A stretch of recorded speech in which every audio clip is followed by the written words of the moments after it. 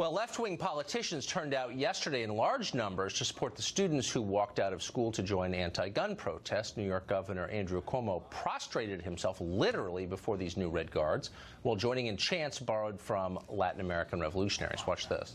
What do we want? Now. What do we want it? Now. What do we want? What do we want it? Now. Students united. We'll never be defeated. Students united. We'll never be defeated. Enough is enough.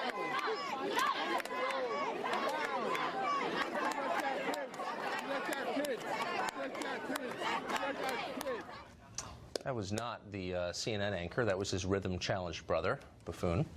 Senator Bernie Sanders participated as well, by the way.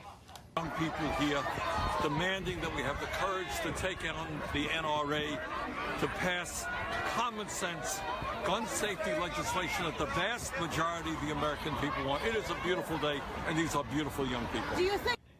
So Sanders and Cuomo attended these rallies, but they didn't go alone.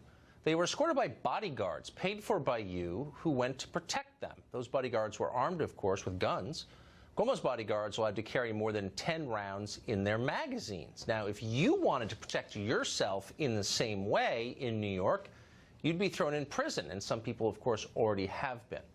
There's no ambiguity here. In a republic, and we're supposed to live in one, the rulers cannot hold themselves to standards different from the ruled. They're not nobles. They're citizens, just like you and me. You can't surround yourself with an armed retinue and then tell the rest of us we don't have a right to defend ourselves. That's worse than flying your private jet to accept a climate change award.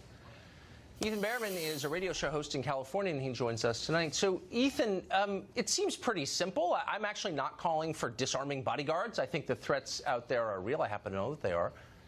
I'm just hoping that we can have the same standard for our rulers and the ruled. If I can't have a magazine that holds more than 10 rounds, why do Andrew Cuomo's bodyguards, whom I'm paying for, get to do that? Interestingly enough, I was not aware that his bodyguards did. I know in the case of Bernie Sanders, those were standard law enforcement issued sidearms that were 10-round magazines. They're not 10-round magazines. Hold on, wait. I'm not bragging, but I do actually know about this. A Glock mag has more than 10 in it. They don't have 10-round magazines. They have magazines bigger than you're allowed in New York if you're non-law enforcement. So we're paying their bodyguards that's to Cuomo. carry. No, okay, they're not allowed in New York. They're allowed in Vermont. I'm just saying all law enforcement.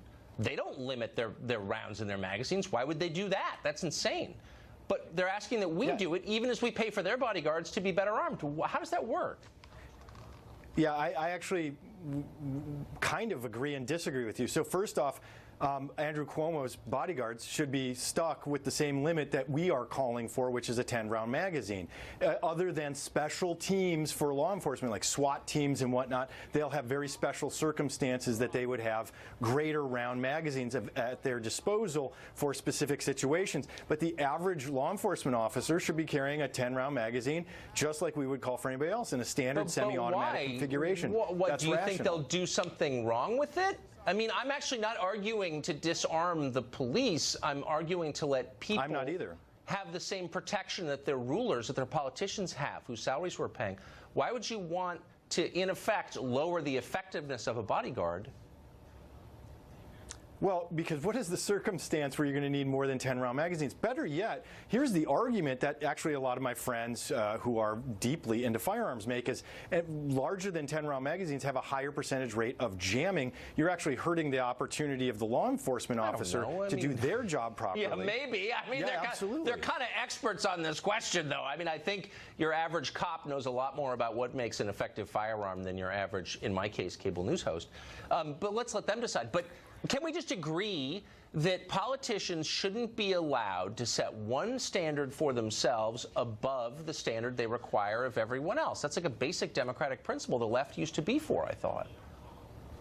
Yeah, and actually we do agree on that, and that's why I am saying that his bodyguards should be limited. If he is calling for 10-round magazine limits, and like you said in New York, that is the case, then the bodyguards should have that same limitation, which is a 10-round magazine. I agree with you. There is a hypocrisy that is happening there that I don't agree with either.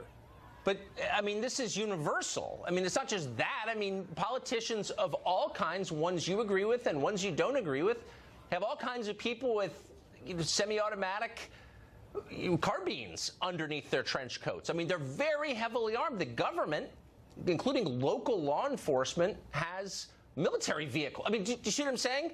You're setting up a class of people who are cutting themselves off from the people they're supposed to be ruling in the most hypocritical possible way. I don't know. Why not just pass a law that says you can't pass any gun control that your bodyguards don't abide by? Would you be for that? We could just settle the argument right there. I mean, the bodyguards specifically, I don't agree with you on the local law enforcement. Local law enforcement is dealing with issues that requires them to have things like bear cats. We've seen them used very successfully now in a number of operations across the country.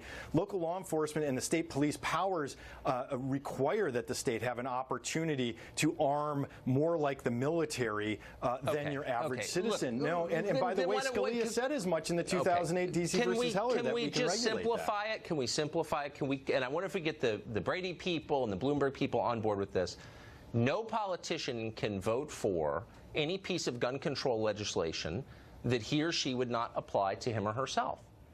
I mean, why wouldn't you do that? I'm all for that, 100%. Good. No, I actually totally agree with you on that point, that the politicians should have to abide by what they're imposing on the rest of us. But I separate the police differently because you brought up the police. No, I mean, I think that's probably a fair point. I think that's right. Really quickly, I don't know if you've got kids, but I think a lot of parents looked at what happened yesterday, even if they agreed with the gun control sentiments and said, you know, you probably shouldn't be using kids as political props. Would you have been okay with it if teachers are bringing kids to some kind of right-wing march or pro-gun march or Milo Yiannopoulos march? Would that have been okay with you?